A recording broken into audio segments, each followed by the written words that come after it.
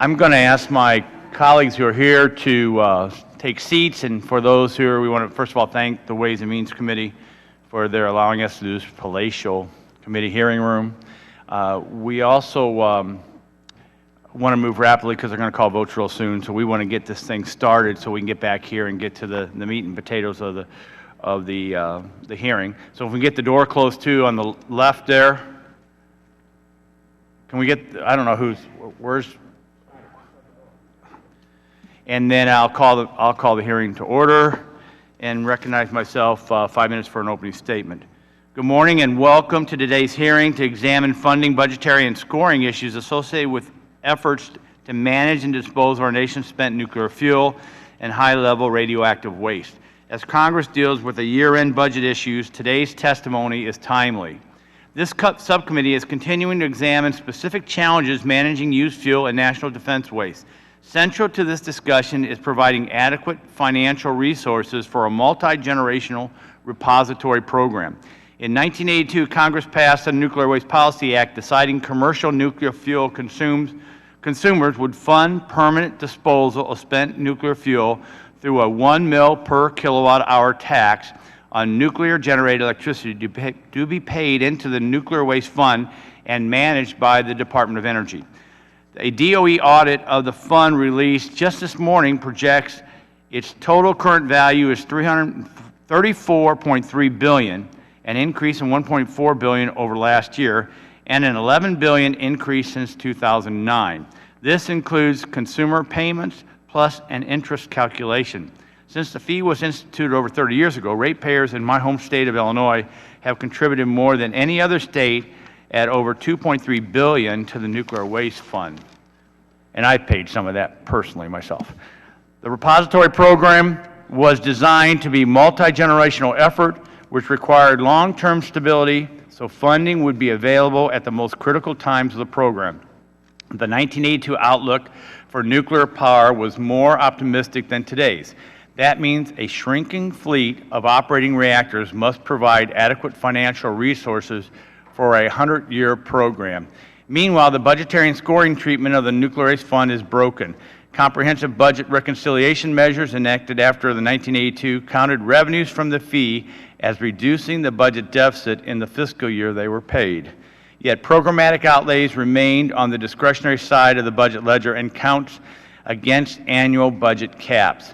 That means spending on the repository competes every year with other federal budget priorities, such as maintaining our nuclear defense capability or building Army Corps water projects. Today, we will get a better perspective as to how and why these budget changes have complicated the program to permanently dispose of used fuel. The Nuclear Waste Policy Act required the federal government to begin accepting fuel from commercial power plants by 1998, and DOE entered into contracts with plant operators to do just that. But DOE was not ready in 1998. As a result, commercial utilities started suing DOE for breach of contract, and the court sided with utilities. The damage payments are drawn from a permanent, indefinite appropriation known as the Judgment Fund. Payments from the Judgment Fund don't count against total spending caps, so policymakers have little incentive to stop the bleeding. 3 weeks ago, DOE updated its annual cost estimate of liability for failure to fulfill its obligations as required by the Nuclear Waste Policy Act, which will ultimately all be paid from the Judgment Fund. DOE estimates lifetime liability to reach $23.7 billion.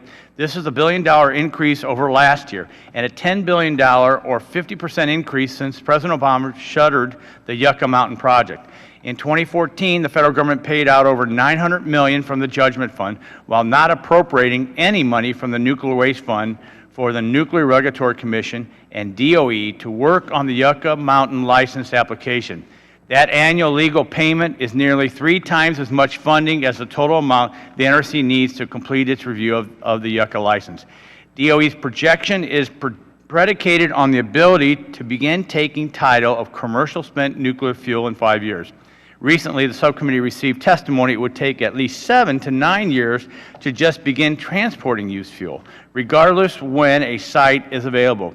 It is likely the liability will continue to skyrocket until we get the stalled program back on track. Budgetary and funding challenges have been further complicated by President Obama's legally dubious decision to walk away from Yucca Mountain.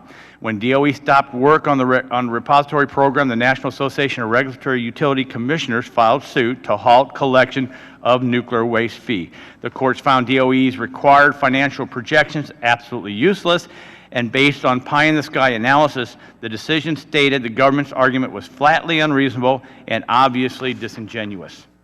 The court directed DOE to halt the annual collection of $750 million from ratepayers, but the payments by taxpayers for DOE's breach of contract continued. I look forward to hearing from NARUC today about their experience with the Nuclear Waste Fund. I welcome all our witnesses and urge my colleagues to take advantage of their expertise as we prepare to sort this out and hopefully in the future fix it. Thank you, and I yield to Mr. Tonko for his opening statement. Thank you, Chair Shimkus, and good morning to our panelists. Thank you all for being here on what has become a very busy week.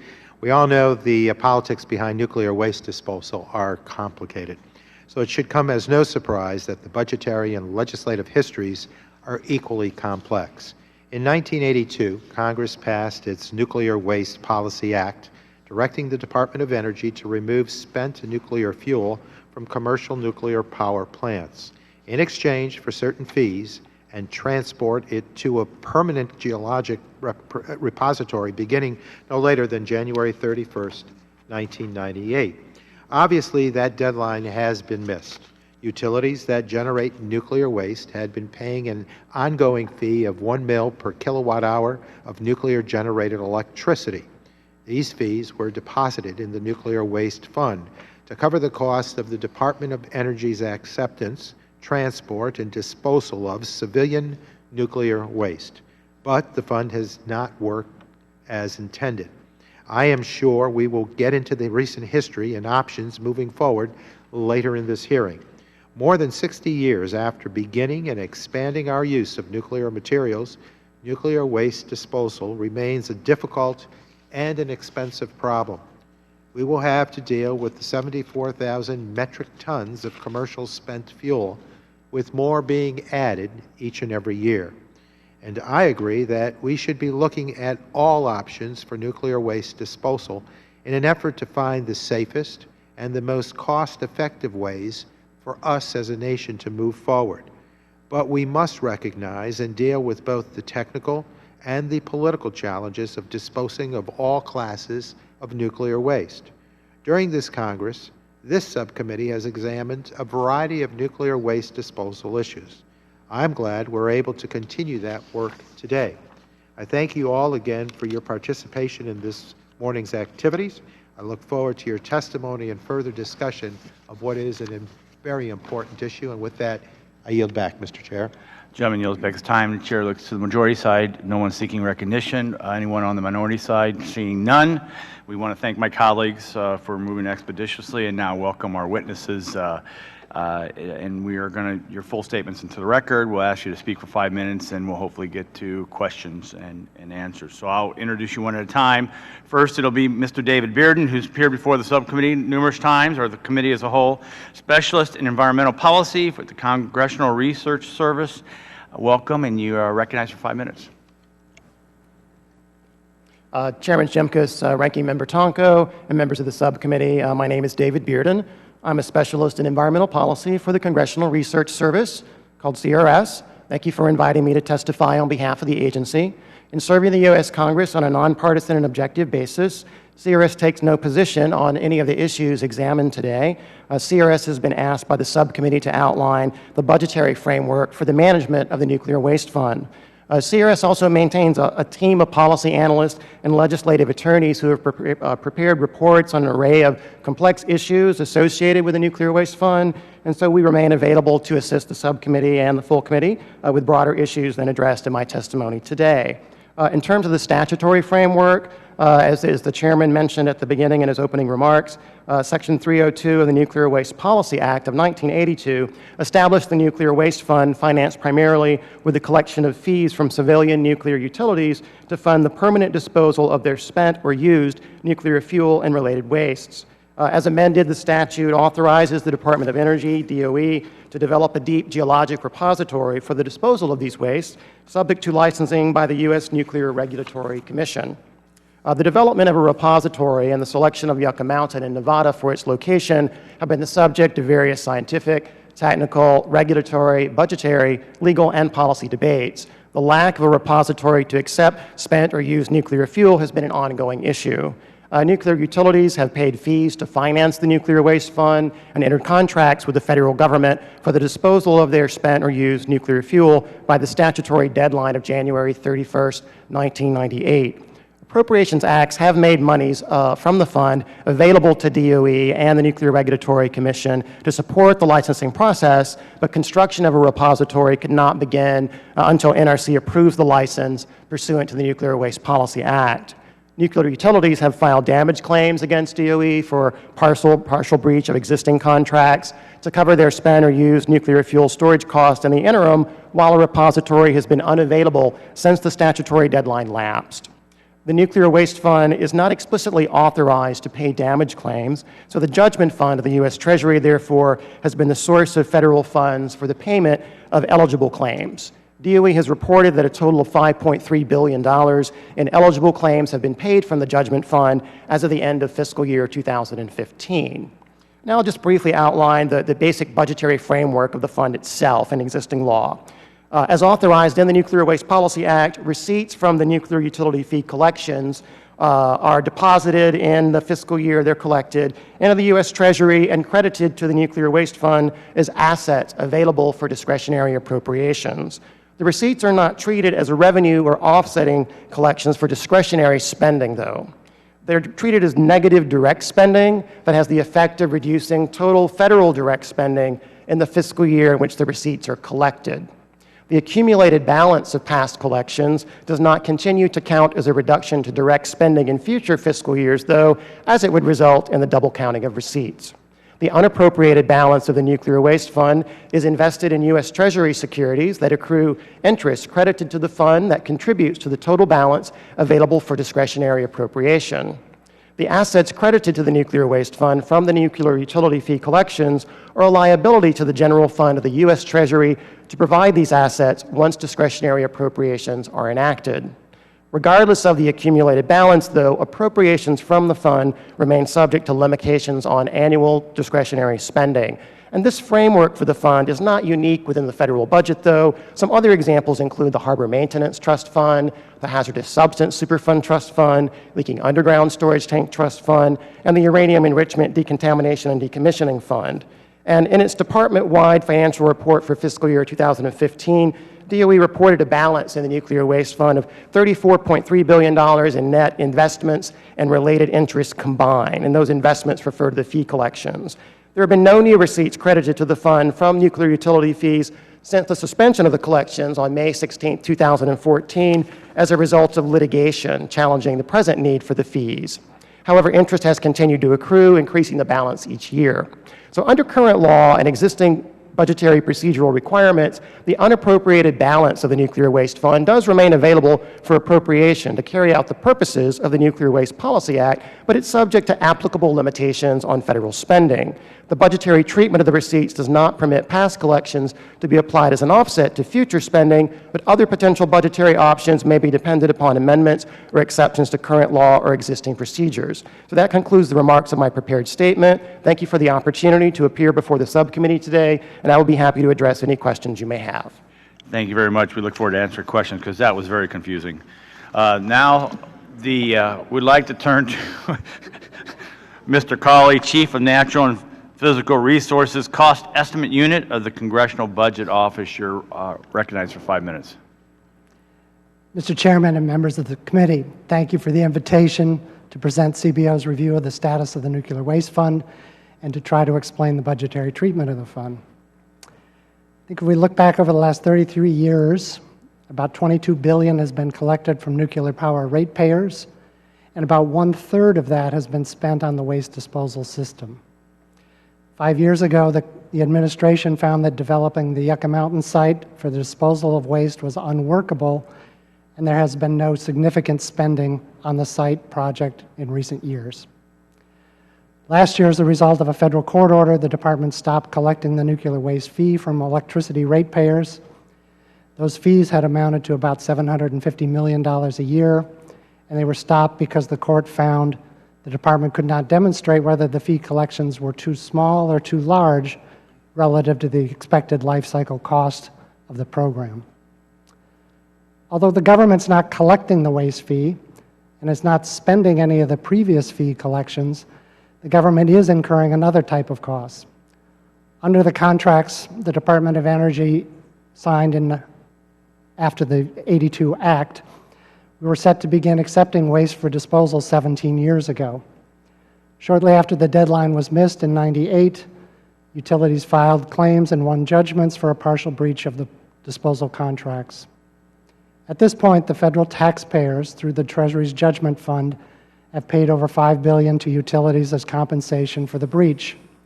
CBO expects that utilities will collect another $5 billion more in compensation in the coming decade. In the simplest terms, today the government's using taxpayer funds to pay for private storage of waste instead of spending ratepayer fees to permanently dispose of the waste as authorized in the '82 Act. I wanted to make a couple of points about the nuclear waste program budget and the enforcement procedures that Congress uses in the congressional budget process. The fund accounts for both the receipt of fees from utilities and amounts provided through the annual appropriations process. In addition, interest is credited and it becomes available to be spent for program purposes. In the congressional budget process, there's a distinction made between mandatory spending that operates under permanent law and discretionary spending that flows from annual appropriations acts. The waste program has one foot in each of these spending categories. The fee collections are part of the mandatory category, and spending on waste disposal activities is in the discretionary category. To control legislative changes to the budget, the Congress established the pay-as-you-go system for mandatory spending, and currently discretionary spending is controlled through a system of caps on total spending. As was mentioned, the split mandatory discretionary treatment of the waste program is not unique in the budget. There are other programs with a similar treatment. In very practical terms, I think the program's budgetary treatment means two things. First, any future appropriations for the waste program will need to compete for funding along with all other discretionary federal programs that are controlled by the caps on spending.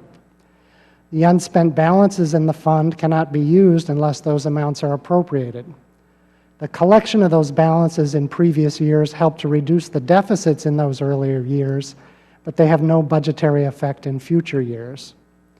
Second, if the waste fees are reinstated in the future, they will reduce the deficit, but those mandatory collections cannot be credited to or directly offset the cost of discretionary appropriations for spending on the program.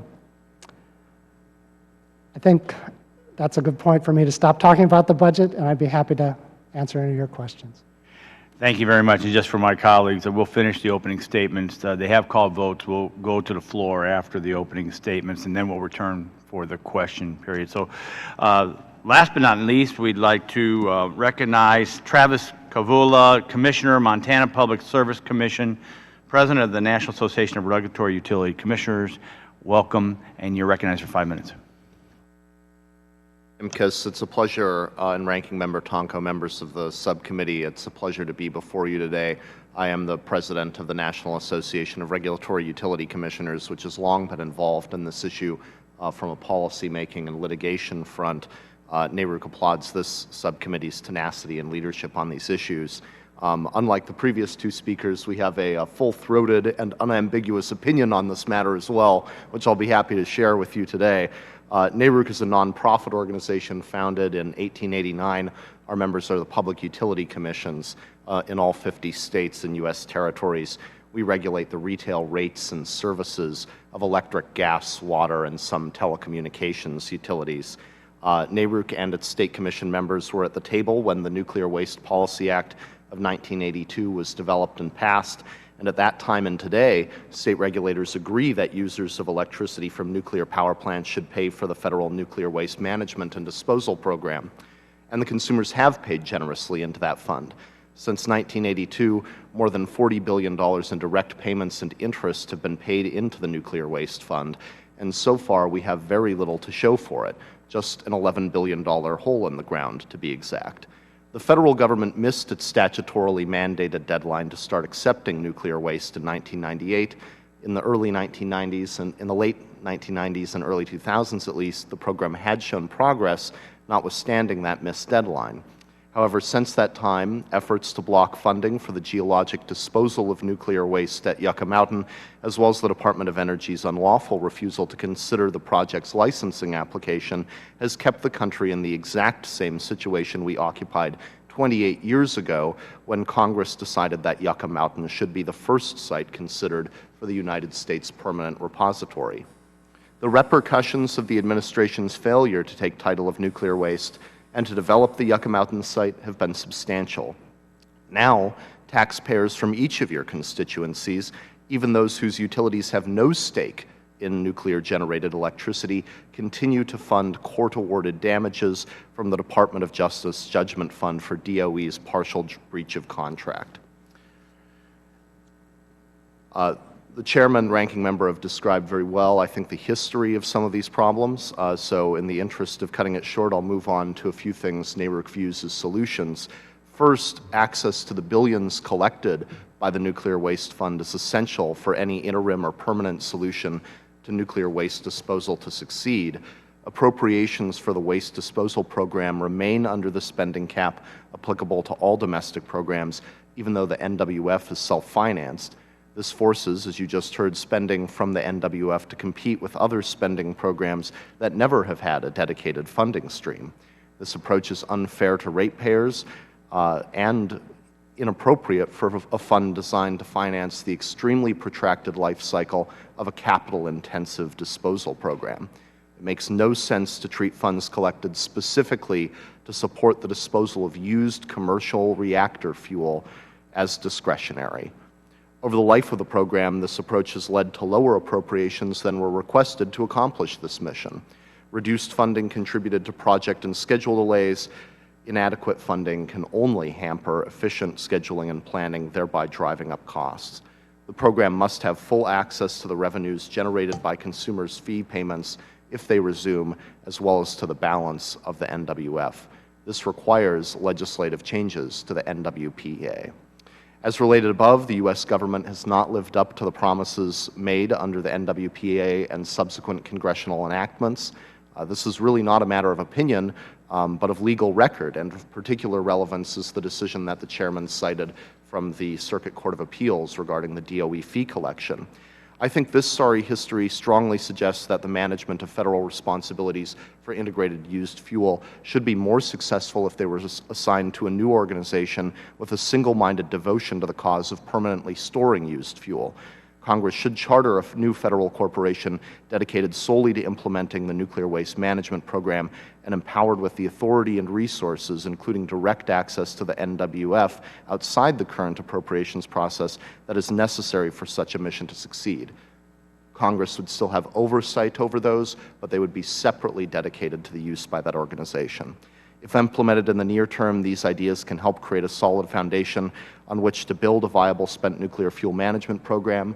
NARUC is certainly open to the idea of interim solutions where nuclear fuel is stored, but these interim sites cannot be allowed to be mere parking lots in the absence of a permanent storage solution. Thank you very much, and I look forward to questions. Thank you very much. For my colleagues, there's 7 minutes remaining on the floor to cast our votes, so we will, in a minute, recess. For our panelists, there are 7 votes called. That's a good 45 minutes to an hour. So hang around the building, get coffee, and we'll be back to delve more deeply into this. We thank you for your time. And with that, the hearing, I'm going to recess the hearing.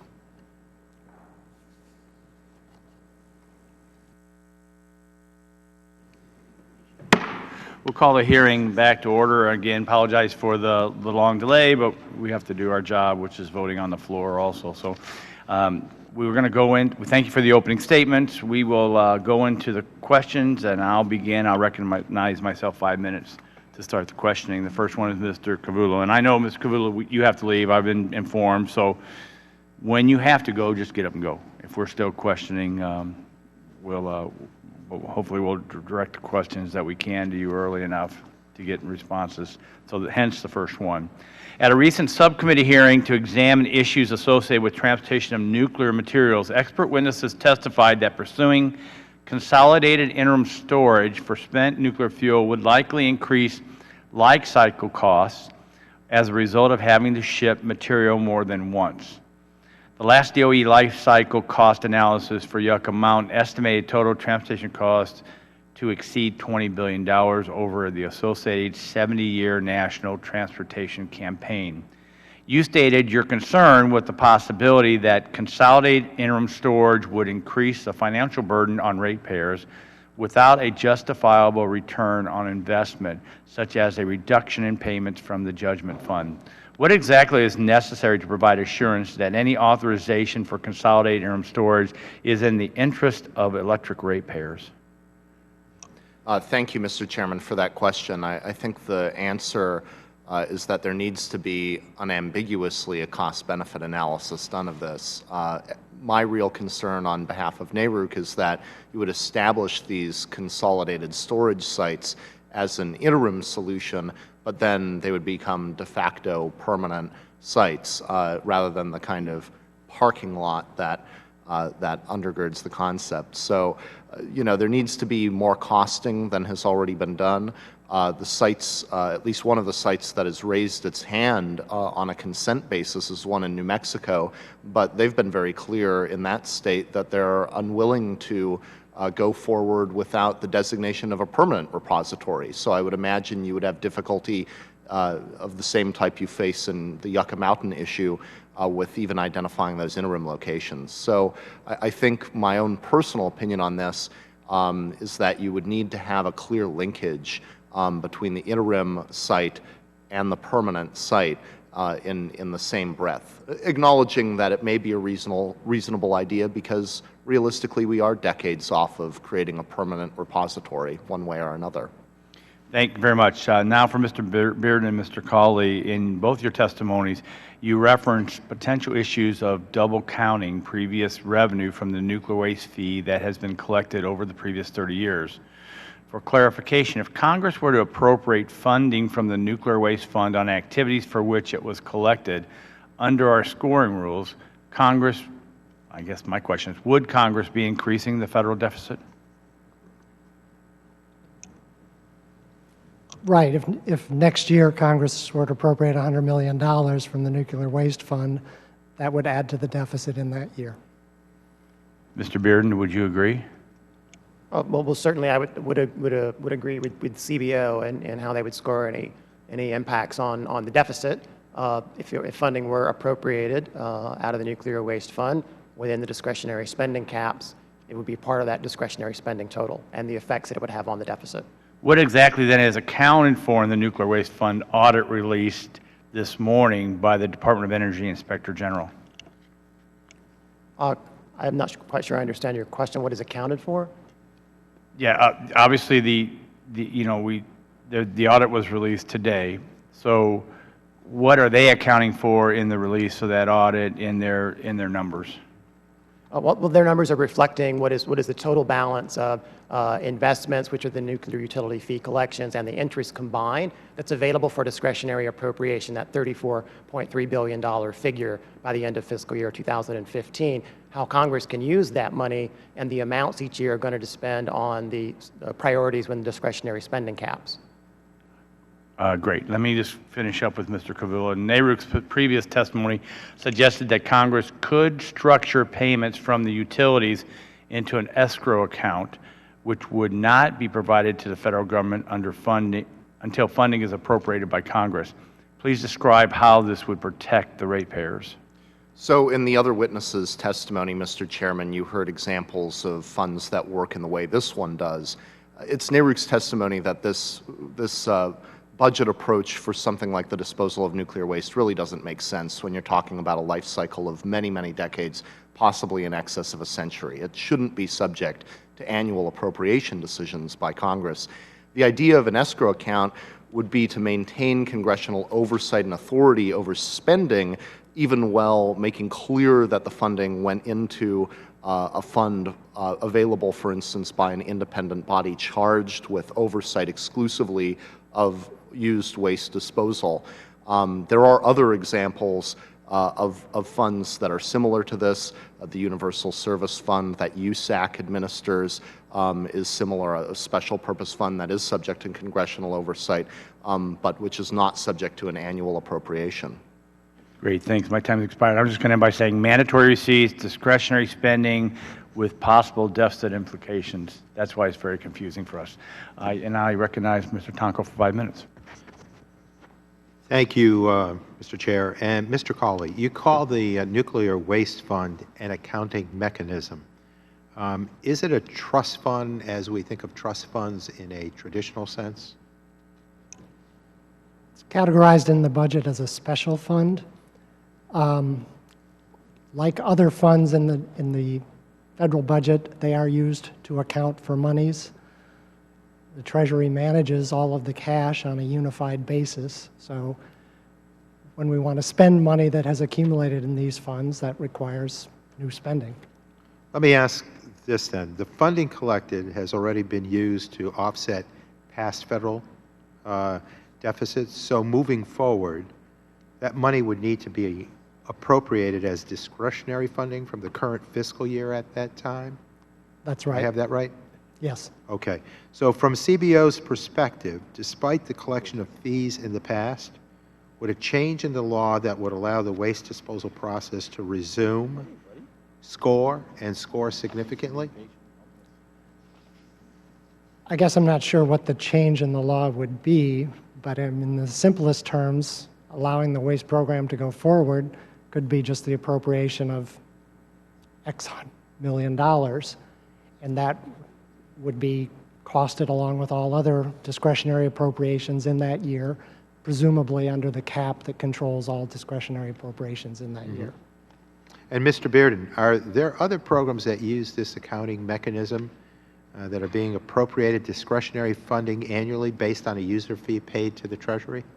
Yes, some of the examples that I provided in my testimony with the Superfund Trust Fund, Leaking Underground Storage Tank Trust Fund, Uranium Enrichment, Decontamination, Decommissioning Fund.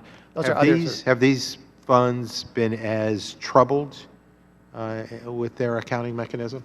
Well, each of them has had their own set of issues and viewpoints. For example, Leaking Underground Storage Tank Trust Fund, the receipts accumulated at a faster pace than Congress appropriated in the discretionary process, leading to a higher balance than money's going out. That's an example of an issue with that particular fund that has dedicated receipts, but the use of it's subject to discretionary appropriations. Thank you. Let me toss out a hypothetical, and it would include either this or a future administration reevaluating Yucca Mountain, or Congress changing the law about the location of a permanent geologic repository or for the uses of nuclear waste fund fees.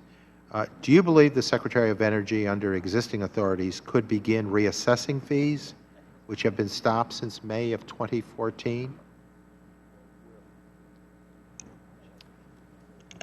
We think the fees could conceivably be charged again under the, administrative changes, absent a change in law.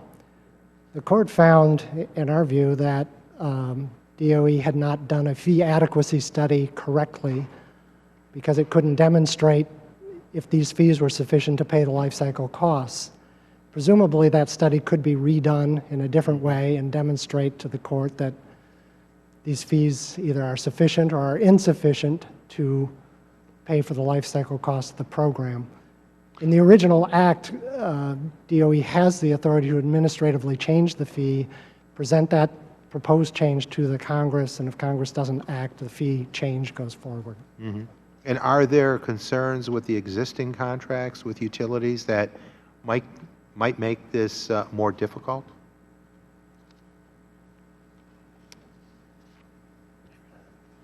Might make a change to the fee difficult, or or the assessing of the fees, or I can't think of any. No. okay. And Mr. Bearden, can you explain the process for changing this fee? There's analysis by the Secretary of Energy to determine the appropriate fee, but then it must be submitted to Congress, I believe, for adjustment? Is that? Yes, for review. Is that what you're asking? Yes. Yes, I mean, there's a process of a review for that. Thank you. And Mr. Kavula, the industry estimates $50 billion in damages for utilities with DOE contracts. DOE's total liability estimate is $29 billion. Can you explain this discrepancy?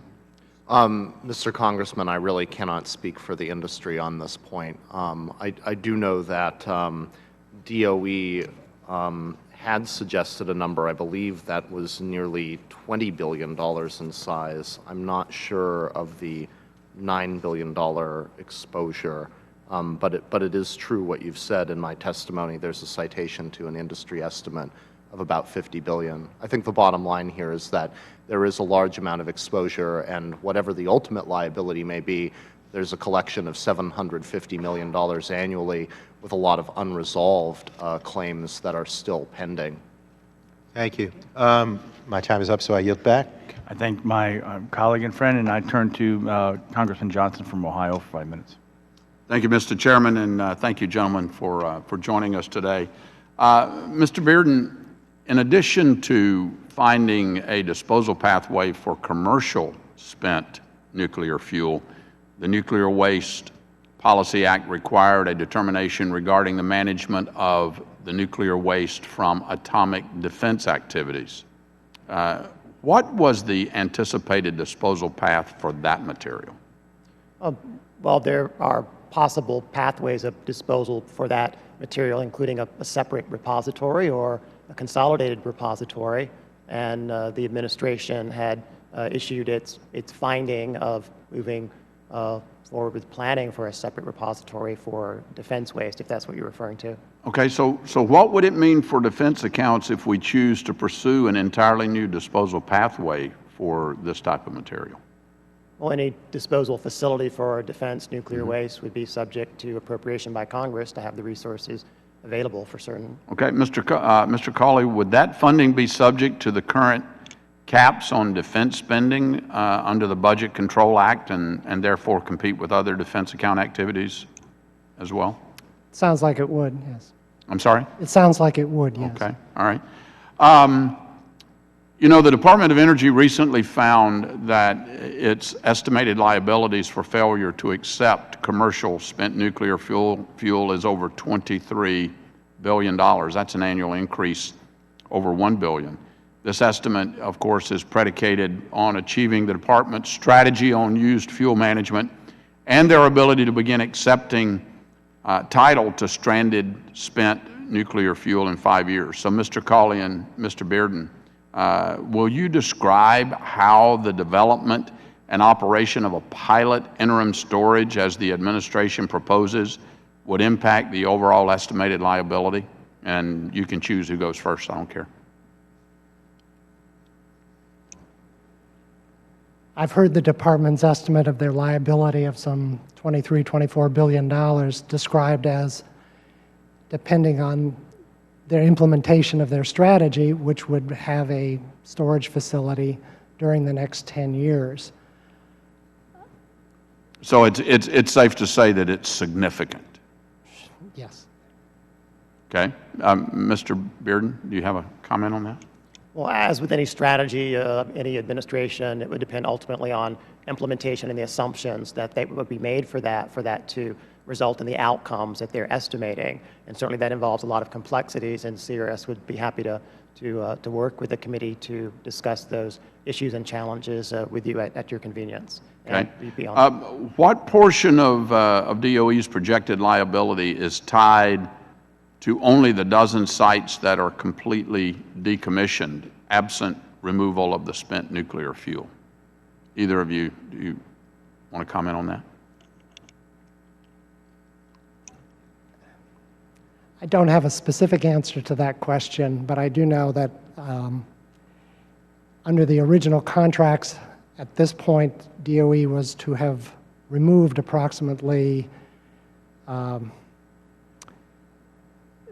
40,000 metric tons of waste out of the some 72,000 metric tons of waste that exists. It doesn't address specifically the spent fuel at the facilities that have closed.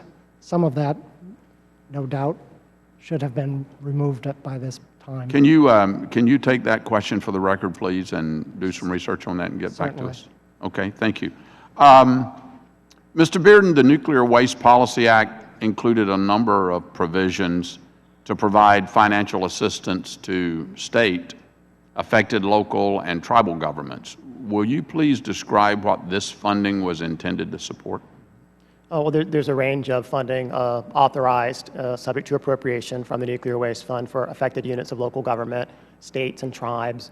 Some of that is for oversight during the licensing process and other assistance, and some of the totals of that have been approximately $520 million, at least to the end of fiscal year 2009 that I'm familiar with. And so that assistance in part is to go for their oversight in the licensing process. Are you aware of how much funding has previously been directed to the state of Nevada and local and tribal governments? I do not have that figure with me today, but I'd be happy to provide that as a follow-up response for the record. Mr. Kavula, your organization is on record supporting reasonable economic benefits and incentives for host states and communities. Would you like to discuss very briefly, because my time has expired, the nature of those benefits and the role of federal-state partnerships? Congressman, I'd be happy to follow up in more detail, but briefly, we acknowledge that this is a liability for a state to take on. We agree that there needs to be some concessions made for units of local government to take them on, but those need to be tied to, frankly, the scope of the responsibilities they're shouldering, and not, I think, just a giveaway that would ultimately be placed on the consuming rate-paying public. Okay, my time has expired. Would you provide an expanded answer to that? I'd be happy to. Mr. Chairman, I yield back. The gentleman yields back. We'll now recognize Mr. Green from Texas for 5 minutes.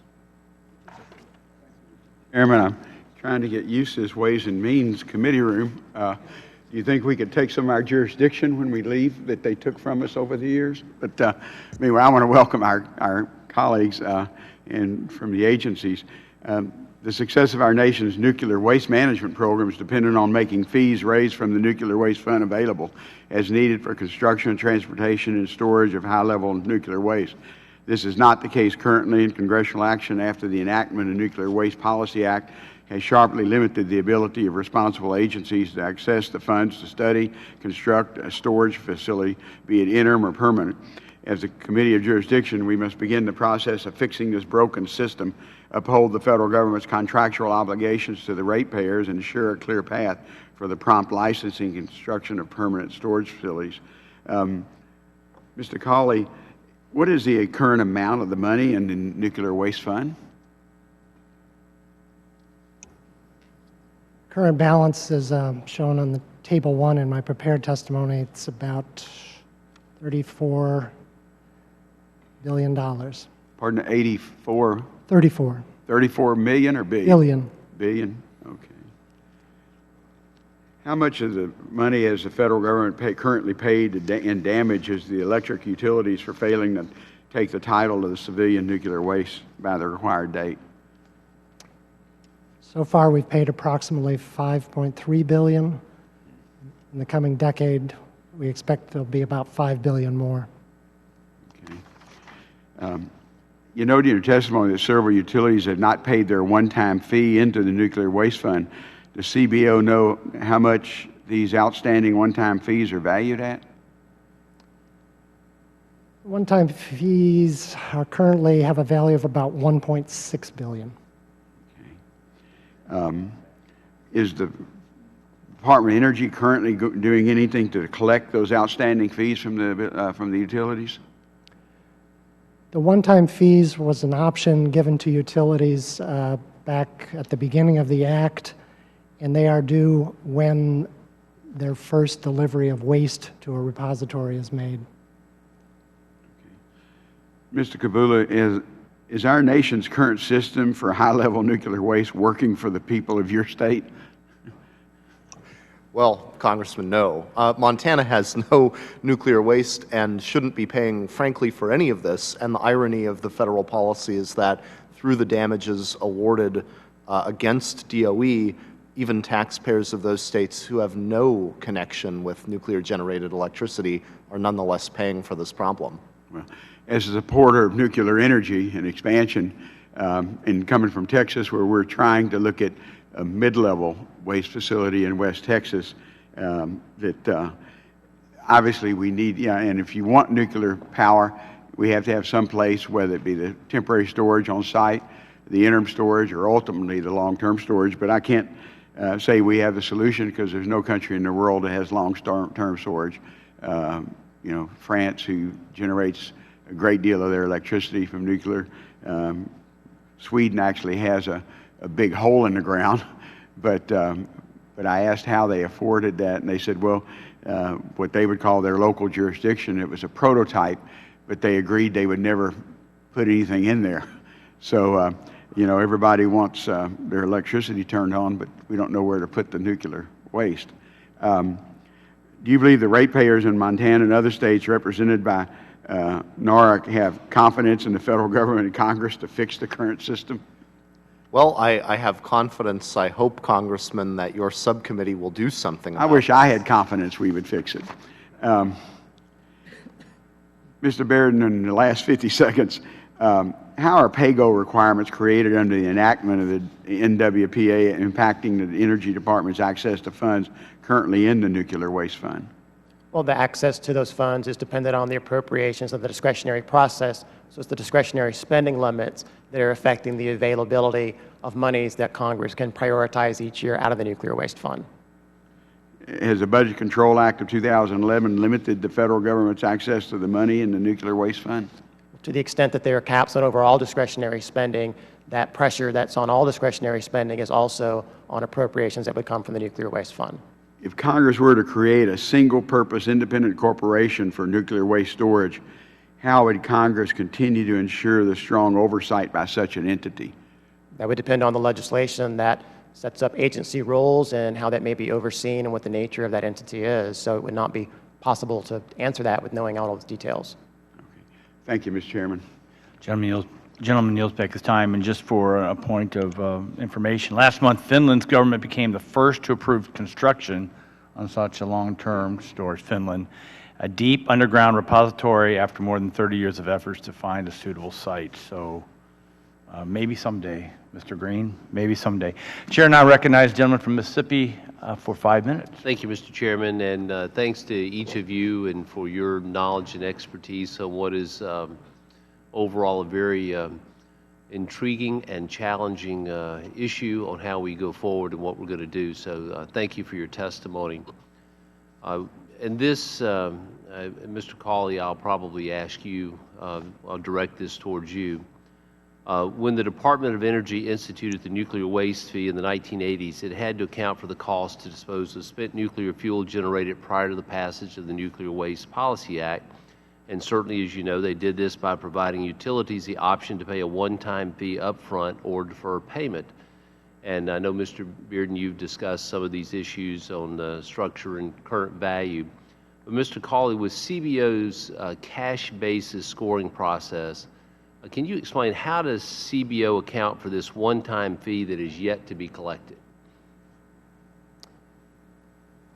So the one-time fee with the current value of approximately $1.6 billion is due upon delivery of the first amount of waste from the couple utilities that chose that option.